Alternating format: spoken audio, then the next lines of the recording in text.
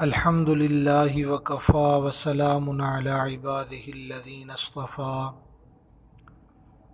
اما بعد اعوذ باللہ من الشیطان الرجیم بسم اللہ الرحمن الرحیم ارأیت الذی یکذب بالدین فذلک الذی یدع الیتیم ولا یحض علی طعام المسکین فویل للمصلین الذین هم عن صلاتهم ساہون الذین هم یراؤون ویمنعون الماعون صدق اللہ العظیم۔ اس سورت کا نام ہے سورۃ ماعون، مکی سورت ہے۔ ایک اس سورت کا رکوع ہے اور 7 اس سورت کی آیتیں ہیں۔ 25 اس سورت کے کلمات ہیں اور 125 اس سورت کے حروف ہیں۔ قرآن مجید جس ترتیب سے لکھا ہوا ہے اس ترتیب سے یہ سورت 107 نمبر پر ہے، اور قرآن مجید جس ترتیب سے نازل ہوا اس ترتیب سے یہ سورت 70ویں نمبر پر نازل ہوئی، یعنی اس سے پہلے 16 صورتیں نازل ہو چکی تھی، اس کے بعد پھر یہ صورت نازل ہوئی۔ پہلے اس صورت کا ترجمہ سماعت فرمائیں۔ اللہ سبحانہ و تعالی نے فرمایا ارأیت الذی یکذب بالدین، کہ آپ نے اس شخص کو دیکھا جو قیامت کے دن کو جھٹلاتا ہے۔ فذلک الذی یدع الیتیم، یہ وہی ہے جو یتیم کو دھکے دیتا ہے۔ ولا یحض علی طعام المسکین، اور مسکین کو کھانا دینے کی ترغیب بھی نہیں دیتا۔ فویل للمصلین، پس ان نمازیوں کے لیے خرابی ہے۔ الذین هم عن صلاتهم ساہون، جو اپنی نمازوں سے بے خبر ہیں۔ الذین هم یراؤون، وہ جو دکھلاوا کرتے ہیں۔ ویمنعون الماعون، اور زکوٰۃ بالکل نہیں دیتے۔ یہ تو اس صورت کا بامحاورہ آسان سا ترجمہ عرض کیا۔ اس صورت کا نام ہے سورۃ ماعون، اور یہی لفظ اس صورت کی آخری آیت میں وَيَمْنَعُونَ الْمَاعُونَ میں اس کا تذکرہ ہے۔ اس صورت کے شان نزول میں مفسرین نے لکھا ہے کہ ابو جہل جو اسلام کا بڑا دشمن تھا، اس مردود کی عادت تھی کہ جب کوئی مالدار آدمی بیمار ہوتا تو یہ اس کے پاس آتا اور آ کر اس کو کہتا کہ آپ اپنے یتیموں کو میرے سپرد کر دیں، آپ کے مرنے کے بعد ان کا حصہ جو مال ہوگا وہ میرے پاس امانت ہی ہوگا، تو میں اس کا خیال رکھوں گا۔ اس کے بعد جب وہ بڑے ہوں گے تو میں ان کا مال ان کو واپس کر دوں گا۔ اس طریقے سے پھر جب وہ مال لینے کے لیے آتے تو یہ ان کو دھتکار دیتا، دھکے دے کر بھگا دیتا تھا۔ پھر وہ بیچارے یتیم در بدر ٹھوکریں کھاتے پھرتے۔ ایک دن ایک یتیم آپ صلی اللہ علیہ وسلم کی خدمت میں آیا، اور اس یتیم نے آ کر اس ابو جہل ملعون کی شکایت کی۔ آپ صلی اللہ علیہ وسلم اس کے پاس تشریف لے گئے اور جا کر اس کو آخرت کے حساب اور عذاب سے ڈرایا، لیکن ابو جہل ملعون نے ایک نہ سنی، بلکہ قیامت کے دن کو جھٹلایا اور آپ صلی اللہ علیہ وسلم کی بات ماننے سے انکار کر دیا۔ آپ صلی اللہ علیہ وسلم اس کی اس بےہودگی سے رنجیدہ ہو کر، مغموم ہو کر آپ واپس تشریف لائے، تو اس پر اللہ رب العزت نے یہ سورت نازل فرمائی۔ بعض علماء نے اور مشرکین کے نام بھی لکھے ہیں کفار کے، کہ کسی نے آس بن وائل کا نام لکھا ہے، کسی نے اسی طریقے سے امیہ بن خلف کا نام بھی لکھا ہے۔ تو بہرحال جو آدمی بھی یتیموں کے ساتھ، مسکینوں کے ساتھ، کمزوروں کے ساتھ ان پر اگر ظلم کرنے کا عادی ہے، الفاظ کا جو عموم ہے قرآن مجید کا وہ سب کو شامل ہے۔ اگرچہ بعض دفعہ واقعہ ایک خاص شان نزول ہوتا ہے، لیکن قرآن مجید کا عموم سب کے لیے ہے، اس لیے کہ قیامت تک آنے والے سارے مسلمانوں کے لیے، سب کے لیے قرآن مجید ہے، انسانوں کے لیے۔ تو اس سورت کا نام سورت ماعون ہے۔ ماعون معمولی چیز کو کہا جاتا ہے جو عام طور پر بندہ استعمال کرتا ہے اور ایک دوسرے کو دینے میں اس کی کوئی اہمیت نہیں ہوتی بظاہر، کہ عام طور پر وہ ایک دوسرے کو چیز دے دی جاتی ہے، ایسی معمولی چیز کو عربی میں ماعون کہتے ہیں۔ اس صورت کے اندر سب سے پہلے ارأیت الذی یکذب بالدین، کیا آپ نے اس آدمی کو دیکھا جس نے قیامت کے دن کو جھٹلایا؟ اگر ابو جہل کا واقعہ ہے تو اس نے واقعی انکار کیا، یا ایسے کفار جو قیامت کا انکار کرتے ہیں۔ علماء نے، مفسرین نے لکھا ہے کہ اس صورت میں 6 چیزوں کی برائی بیان فرمائی۔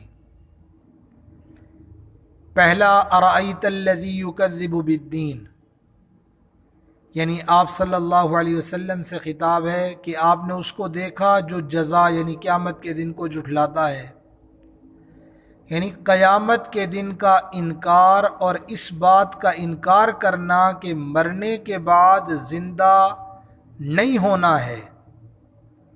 مرنے کے بعد زندہ ہونے کا ایک آدمی انکار کرتا ہے تو ان کی پہلے مذمت بیان فرمائی اس آیت میں۔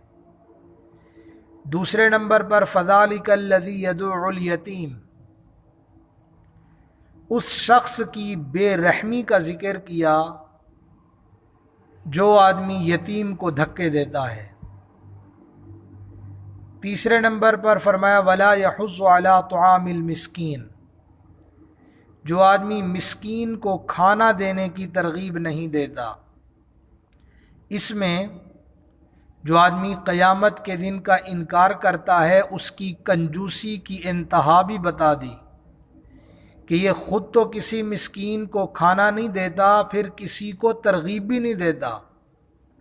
اس میں اس قیامت کے منکر کی کنجوسی کی انتہا بھی بتا دی، خود بھی خرچ نہیں کرتا، دوسروں کو بھی ترغیب نہیں دیتا، یتیم کو بھی دھکے دیتا ہے اور مسکین پہ بھی رحم نہیں کرتا، قیامت کے دن کا انکار بھی کرتا ہے۔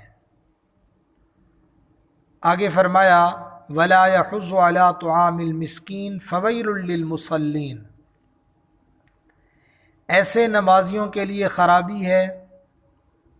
کون سے نمازی؟ الذین هم عن صلاتهم ساہون، پہلا ان کے متعلق فرمایا جو اپنی نمازوں سے بے خبر ہیں۔ دوسرا فرمایا الذین هم یراؤون، جو ریاکاری کرتے ہیں، ویمنعون الماعون، معمولی چیز بھی نہیں دیتے۔ اب یہ جو ہے فویل للمصلین کہ نمازیوں کے لیے خرابی، اس سے پہلے میں ایک بات عرض کروں، فذالک الذی یدعو الیتیم، یتیم کو دھکے دیتا ہے۔ اسلام یتیم کے خیال کرنے کا حکم دیتا ہے کہ یتیم کے ساتھ ہمدردی کرو، غم خاری والا معاملہ کرو، اس کے ساتھ سنگ دلی سے پیش نہ آؤ، یتیم کے ساتھ بد اخلاقی سے پیش نہ آؤ، ویسے کسی بھی کے ساتھ پیش نہیں آنا چاہیے، لیکن یتیم کا زیادہ اس لیے کہ یتیم کے سر پر باپ کا سایہ نہیں ہے، اور جو لوگ یتیموں کا مال ناحق کھاتے ہیں، قرآن مجید میں ایک جگہ ہے سورہ نساء کے اندر ان الذین یأکلون اموال الیتامی ظلما انما یأکلون فی بطونہم نارا، فرمایا ایسے لوگ جو یتیموں کا مال ناحق کھا جاتے ہیں وہ ایسے ہیں فی بطونہم نارا، جیسے اپنے پیٹوں میں جہنم کی آگ بھر رہے ہیں۔ یتیم کا خیال رکھنا چاہیے، اسلام اس کی بہت زیادہ تاکید کرتا ہے، اور فرمایا کہ یہاں جو برائی بیان کی گئی کہ ایسا شخص جو قیامت کا انکار کرتا ہے یتیم کو بھی دھکے دیتا ہے۔ اگر ابو جہل کی عادت، وہ تو اس کی عادت تھی، اگر کسی اور انسان میں یہ عادت ہے یتیم کو دھکے دینے والی، تو اس بندے کو ذرا یہ خیال کر لینا چاہیے کہ یہ عادت ابو جہل کی عادت تھی، ایک اسلام کے دشمن کی عادت تھی۔ جو آدمی مسلمان ہو کر یتیم کو دھکے دیتا ہے اس کو اس بات پر سوچنا چاہیے کہ یہ کس آدمی والی صفت، بری خصلت میرے اندر آئے۔ وَلَا يَحُضُّ عَلَىٰ طَعَامِ الْمِسْكِينِ، مسکین ہے، ایک آدمی محتاج ہے، اس کو کھانا دیا جائے، کھانا کھلایا جائے۔ یہاں بخل بیان فرمایا، خود بھی نہیں دیتا، کسی اور کو بھی ترغیب نہیں دیتا۔ اب آگے فَوَيْلٌ لِّلْمُصَلِّينَ الَّذِينَ هُمْ عَنْ صَلَاتِهِمْ سَاهُونَ الَّذِينَ هُمْ يُرَاءُونَ وَيَمْنَعُونَ الْمَاعُونَ۔ کن نمازیوں کے لیے خرابی ہے؟ جو نمازوں سے بے خبر ہیں، جو ریاکاری کرتے ہیں، معمولی چیز بھی نہیں دیتے۔ یہاں پر پہلی بات جو بیان فرمائی کہ الذین هم عن صلاتهم ساہون، اپنی نمازوں سے بے خبر ہیں، ایسے نمازیوں کے لیے خرابی ہے۔ نماز پڑھنے کو تو بہت سارے لوگ نماز پڑھتے ہیں، کہنے کو تو بہت سارے لوگ نمازی ہیں، لیکن نماز سے غفلت کرتے ہیں۔ اور یہ جو لفظ ہے یہ اس میں بہت سارے لوگ شامل ہیں، اور یہ لفظ بڑا جامع ہے۔ علماء نے لکھا ہے جو آدمی نماز کو بالکل نہیں پڑھتے یہ ان کے لیے بھی ہے کہ اپنی نمازوں سے بے خبر ہیں، اور جو وقت سے بے وقت کر کے پڑھتے ہیں، وقت تھا ایسے خواہ بیٹھے رہے، جب دیکھا وقت ٹل گیا، وقت ختم ہو گیا، بعد میں بے وقت پڑھ لی نماز، یہ اپنی نمازوں سے بے خبر ہیں۔ اور یہ ان لوگوں کے لیے بھی ہے جو نماز کے اندر نماز کی شرائط ارکان کا خیال نہیں کرتے، جلدی جلدی سے نماز پڑھ لی، رکوع صحیح طریقے سے نہیں کیا، رکوع کر کے ابھی پورے سیدھے کھڑے نہیں ہوئے تھے کہ فوراً سجدے میں چلے گئے، پہلے سجدے سے اٹھ کر سیدھے بیٹھے نہیں تھے کہ دوسرے سجدے میں فوراً چلے گئے، یہ ان کے لیے بھی ہے۔ اور جو نماز کے اندر خشوع کا دھیان نہیں کرتے یہ ان کے لیے بھی ہے کہ اپنی نمازوں سے یہ بے خبر ہے۔ الذین هم عن صلاتهم ساہون۔ اسی طریقے سے ایسے لوگ جو اپنی نمازوں سے یوں بھی خبر ہیں، دل چاہا نماز پڑھ لی، دل نہیں کر رہا تو نماز نہیں پڑھی، اپنی نمازوں سے بے خبر ہیں۔ اب اگر کوئی آدمی یہ دیکھے کہ جس آدمی میں یہ صفات جس آدمی میں یہ خصلتیں ہیں، تو اس آدمی کو سوچنا چاہیے کہ قرآن مجید کی آیت کے تحت جو اللہ رب العزت فرما رہے ہیں الذین هم عن صلاتهم ساہون، یہ اگرچہ نماز پڑھ بھی رہا ہے لیکن اپنی نماز سے یہ بے خبر ہے۔ ایک حدیث میں رسول اللہ صلی اللہ علیہ وسلم نے ارشاد فرمایا، آپ نے فرمایا یہ منافق کی نماز ہے کہ بیٹھا ہوا سورج کا انتظار کرتا رہتا ہے یہاں تک کہ جب سورج شیطان کے دونوں سینگوں کے درمیان ہو جاتا ہے تو کھڑا ہو کر 4 ٹھونگے مار لیتا ہے، اس میں بس تھوڑا سا اللہ کو یاد کرتا ہے۔ یہاں سے مراد یہ ہے کہ جب سورج غروب ہونے کے قریب ہوتا ہے۔ اور یہ تو فرمایا الذین هم عن صلاتهم ساہون، جو اپنی نمازوں سے بے خبر ہیں۔ دوسری بات جن نمازیوں کے لیے خرابی ہے، الذین هم یراؤون، فرمایا اپنی نمازوں میں ریاکاری کرتے ہیں۔ بعض لوگ سستی کی وجہ سے، بعض لوگ کاروبار میں اتنے پھنسے ہوئے ہوتے ہیں کہ ان کاروباری دھندوں کی وجہ سے نماز کو بے وقت کر کے پڑھتے ہیں۔ اب ظاہر ہے کہ اسی کام میں لگے ہوئے ہیں، اہمیت اس کام کی ہے کہ یہ کسٹمر آ گیا یہ چلا جائے، اور کہا گیا وہ چلا جائے وہ چلا جائے۔ نماز کو بے وقت کر کے پڑھنا، اور بہت سے لوگوں کے دل میں نماز پڑھنے کا پہلے تو اللہ بچائے حقیقی جذبہ ہی نہیں ہوتا۔ دل تو نعوذ باللہ بعض کا چاہتا ہی نہیں ہے، مگر پھر بعض دفعہ یہ بھی خیال آتا ہے لوگ کیا کہیں گے۔ اب وہ لوگ کیا کہیں گے، اس لیے وقت نکلتے ہوئے جب دیکھا نماز کا وقت ختم ہو رہا ہے، جلدی سے کھڑے ہو کر بس دل نہیں مان رہا تھا، کچھ نعوذ باللہ وہ کوے کی طرح ٹھونگے مار کر بس یہ نماز پڑھ لی۔ اب یہ کس وجہ سے کہ لوگ کیا کہیں گے، یہی لوگ کیا کہیں گے، یہی ریاکاری ہے۔ لوگوں کے دکھلاوے کے لیے پڑھ رہا ہے کہ ورنہ میرے خلاف میرے اوپر باتیں ہوں گی۔ قرآن مجید میں ایک جگہ ہے، سورہ نساء کے اندر ہے، منافقین کے بارے میں، ان المنافقین یخادعون اللہ وهو خادعهم واذا قاموا الى الصلاة قاموا كسالى یراؤون الناس ولا يذكرون اللہ الا قلیلا۔ فرمایا بے شک منافقین اللہ کو دھوکہ دیتے ہیں، اور وہ ان کے دھوکے کی اللہ ان کو جزا دینے والا ہے، بدلہ ملے گا۔ جب وہ نماز کے لیے کھڑے ہوتے ہیں سستی کے ساتھ کھڑے ہوتے ہیں، اور اللہ کو صرف تھوڑا سا یاد کرتے ہیں، وہ بھی دکھلانے کے لیے۔ اب بات یہ ہے کہ جسے اللہ سے ثواب لینا ہو، جس کے دل میں یہ بات ہے کہ اللہ تعالیٰ مجھے اس پر اجر عطا فرمائے، اللہ مجھے اس پہ ثواب عطا فرمائے، تو وہ آدمی خوب اچھے طریقے سے دل کے ساتھ اللہ کی عبادت کرتا ہے، اللہ کے ذکر کو زبان پہ جاری کرتا ہے، اور اس یاد کو پھر دل میں بسا لیتا ہے۔ اس آدمی کے لیے علیحدہ بیٹھا ہو چاہے لوگوں میں بیٹھا ہو، یہ دونوں حالتیں برابر ہوتی ہیں کہ وہ اللہ کی یاد میں لگا ہوا ہوتا ہے۔ وہ آدمی مخلوق کو اس لائق ہی نہیں سمجھتا کہ ان کے لیے کوئی ایسا عمل کرے جو ان کے لیے ہو، اللہ کی رضا کے لیے نہ ہو۔ اور جسے مخلوق کو راضی کرنا ہوتا ہے، وہ ظاہر ہے دل سے بس تھوڑا سا عمل کرے گا، وہ بھی لوگوں کے سامنے۔ تنہائی میں تو عمل کرنا نہیں ہے، اس لیے کہ وہاں تو کوئی دیکھ نہیں رہا۔ وہ کہتے ہیں نا تہجد کے لیے اٹھا تو دروازے کو زور سے کھولا تاکہ لوگوں کو پتہ چلے میں تہجد کے لیے اٹھا ہوا ہوں۔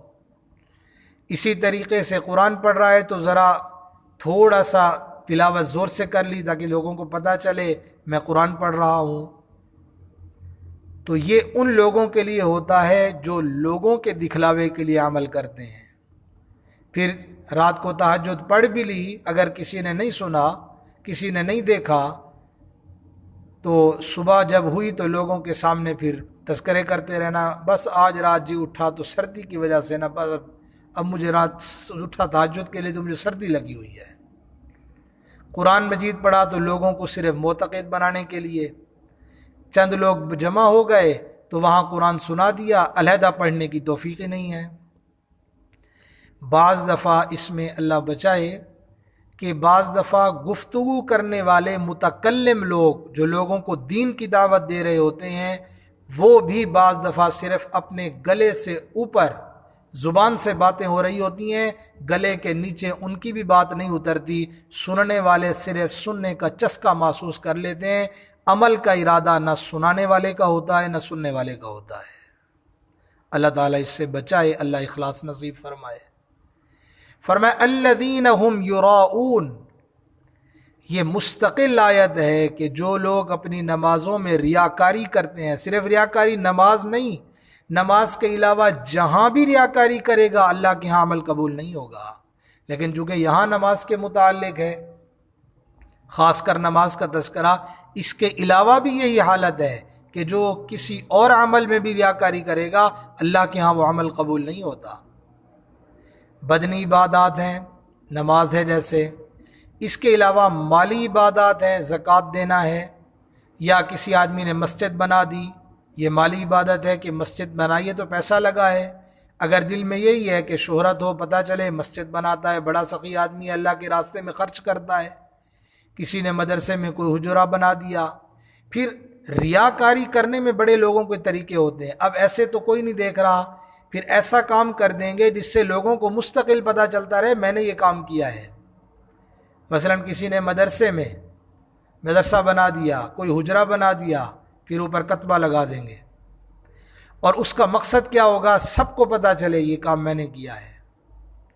کتاب چھپوائی، کتاب اب اس کی تشہیر کے لیے، اس کی تشہیر کے لیے کیا کریں گے؟ تشہیر یعنی لوگوں میں اس لیے صرف تشہیر ہوگی، تقسیم کروائیں گے تاکہ پتہ چلے میں نے یہ کام کیا ہے۔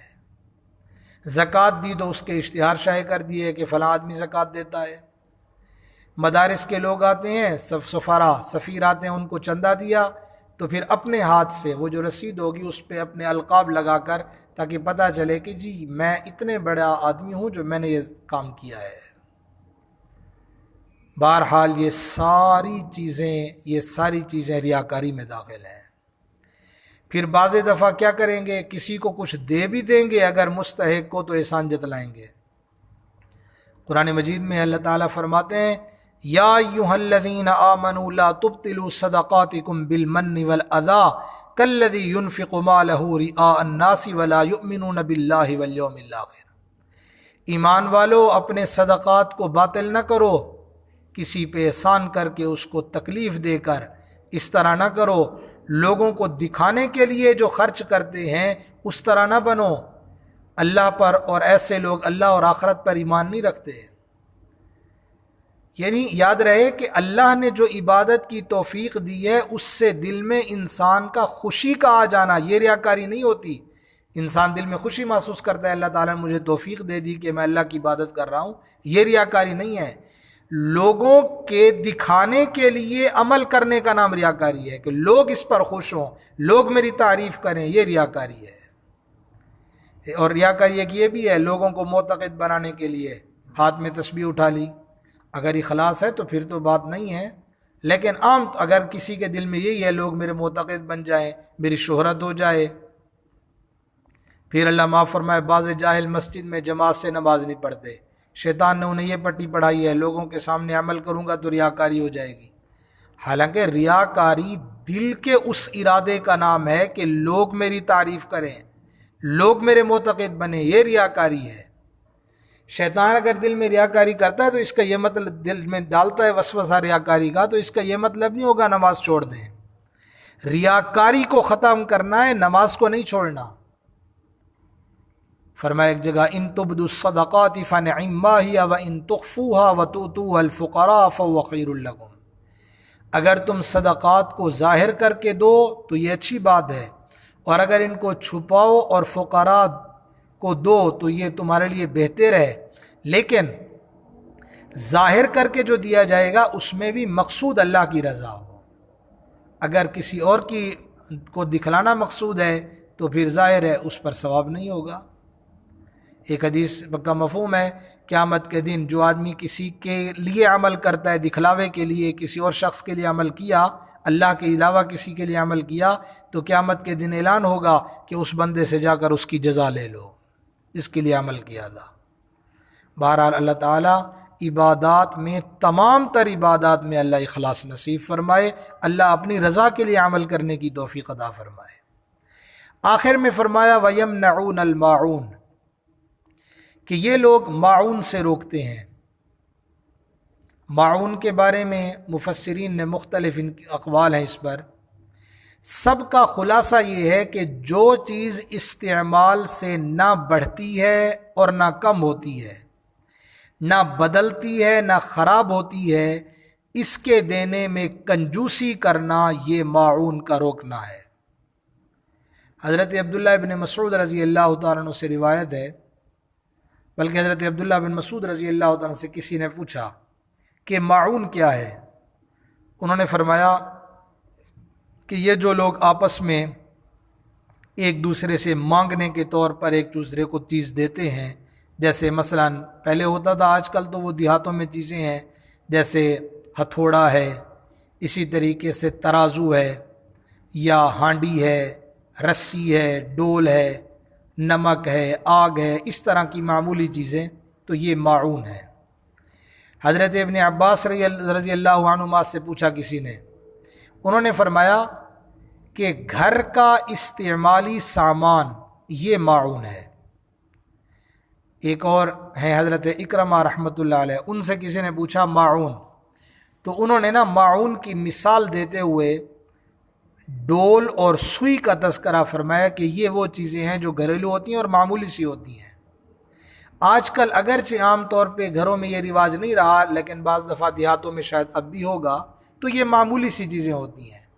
وَيَمْنَعُونَ الْمَاعُونَ کا یہ مطلب کہ بعض نے یہ بھی لکھا ہے کہ زکوٰۃ کے فرض ہوتے ہوئے زکوٰۃ نہیں دیتے، تو بہرحال معمولی چیز ہے وہ نہ دینا یہ بھی کنجوسی بخل ہے، اور زکوٰۃ کا نہ دینا یہ تو بہت بڑا بخل ہے کہ زکوٰۃ تو ہے ہی فرض، ایک آدمی فرض ادا نہیں کر رہا تو یہ تو بہت بڑا بخیل اور کنجوس آدمی ہے۔ اگر ریاکاری کے طور پہ اچھی نماز پڑھے، چونکہ وہ اللہ کے لیے نہیں، اس لیے اللہ رب العزت کے حق کی ادائیگی میں وہ بھی کنجوسی ہے۔ اس کنجوسی کو ذکر کرنے کے بعد پھر مال کی کنجوسی ذکر کر دی کہ وَيَمْنَعُونَ الْمَاعُونَ کہ یہ ایسے ہیں جو معمولی چیز بھی نہیں دیتے۔ زکوٰۃ نے دینا یہ بھی تو بخل ہے نا، کہ ایک آدمی کے پاس اللہ رب العزت نے اس کو اتنا مال عطا فرمایا کہ اللہ تعالیٰ نے اس کو صاحب نصاب بنا دیا کہ وہ شرعی طور پہ امیر آدمی شمار ہوتا ہے، اور مال کی زکوٰۃ کتنی ہے؟ کل مال کا 40واں حصہ ہوتا ہے، وہ بھی پورا 1 سال گزرنے پر فرض ہوئی، سال کے بعد دینی پڑتی ہے۔ لیکن اللہ تعالیٰ کے فرمان پر عمل نہ کرنا اس بات میں کہ زکوٰۃ نہ دینا، یہ تو کنجوسی ہے۔ پھر حضرت عائشہ رضی اللہ تعالیٰ عنہ نے عرض کیا اللہ کے رسول صلی اللہ علیہ وسلم، جس کا منع کرنا حلال نہیں، انہوں نے عرض کیا اللہ کے رسول صلی اللہ علیہ وسلم وہ کون سی چیز ہے کہ جس کو منع کرنا صحیح نہیں ہے؟ آپ نے فرمایا پانی، نمک اور آگ۔ پھر انہوں نے عرض کیا اللہ کے رسول صلی اللہ علیہ وسلم پانی کی بات تو سمجھ آ گئی، نمک اور آگ میں کیا بات ہے؟ اس دور میں تو ظاہر ہے چیزیں اس طرح عام تو نہیں تھی جیسے اللہ تعالیٰ کی اب نعمتیں اتنی عام ہیں کہ یہ ہر گھر میں یہ چیزیں ہیں۔ فرمایا جس نے کسی کو آگ دے دی گویا اس نے سارے مال کا صدقہ کر دیا، جسے آگ نے پکایا، اور جس نے نمک دے دیا گویا اس نے سارے مال کا صدقہ کر دیا جسے نمک نے مزیدار بنایا ہے، اور جس نے کسی مسلمان کو پانی پلایا جہاں پانی نہیں ملتا تھا گویا اس نے ایک جان کو زندہ کر دیا ہے۔ حضرت ابو ذر رضی اللہ تعالیٰ عنہ سے روایت ہے کہ رسول اللہ صلی اللہ علیہ وسلم نے ارشاد فرمایا اپنے بھائی کے سامنے تیرا مسکرا دینا صدقہ ہے، اور آپ نے فرمایا امر بالمعروف یعنی نیکی کا حکم کرنا یہ بھی صدقہ ہے، اور آپ نے فرمایا نہی عن المنکر یعنی برے کام سے روکنا، آپ نے فرمایا یہ بھی صدقہ ہے، اور آپ نے فرمایا جو شخص راستہ گم ہو گیا، راستہ اس کو نہیں مل رہا ہے اور اس کو کسی نے راستہ بتا دیا تو یہ بھی صدقہ ہے، کمزور بینائی والے کی مدد کر دینا، آپ نے فرمایا یہ بھی صدقہ ہے، راستے سے پتھر کانٹا یہ چیزیں ہٹا دینا، فرمایا صدقہ یہ بھی صدقہ ہے، اور اپنے ڈول وہ جو کنویں کے اندر ڈول ڈال کر پانی نکالا جاتا تھا پہلے، اب تو یہ دیہاتوں میں شاید کسی جگہ یہ نظام ہو، شہروں میں تو یہ نہیں ہوتا، اپنے ڈول سے بھائی کے ڈول میں پانی ڈال دینا یہ بھی صدقہ ہے۔ نیکی کرنا بالکل آسان ہے، اس پہ کوئی زیادہ انسان کی جان اس پہ خرچ نہیں ہوتی، یہ چھوٹے چھوٹے بظاہر عمل ہمیں نظر آ رہے ہیں لیکن ان کا کرنا یہ بھی نیکی ہے۔ تو بہرحال اس صورت کے اندر اللہ رب العزت نے ابتدا میں جو جزا کے دن قیامت کے دن کو جھٹلاتا ہے اس کے متعلق، اور جو یتیم کو دھکے دیتا ہے اس کے متعلق، مسکین کو کھانا دینے کی ترغیب بھی نہیں دیتا، ان کی ایک تو مذمت آئی فویل للمصلین سے، ایسے نمازیوں کا تذکرہ فرمایا جن نمازیوں کے لیے خرابی ہے۔ کون ہیں وہ لوگ؟ جو اپنی نمازوں سے بے خبر ہیں، اپنی نمازوں میں ریاکاری کرتے ہیں اور زکوٰۃ بالکل نہیں دیتے۔ یہ سورہ ماعون کا مختصر سا مفہوم عرض کیا ہے۔ اللہ غلطی کو دائی معاف فرمائے، اللہ تعالی اپنی بارگاہ میں قبول فرمائے۔ وآخر دعوانا ان الحمد للہ رب العالمین۔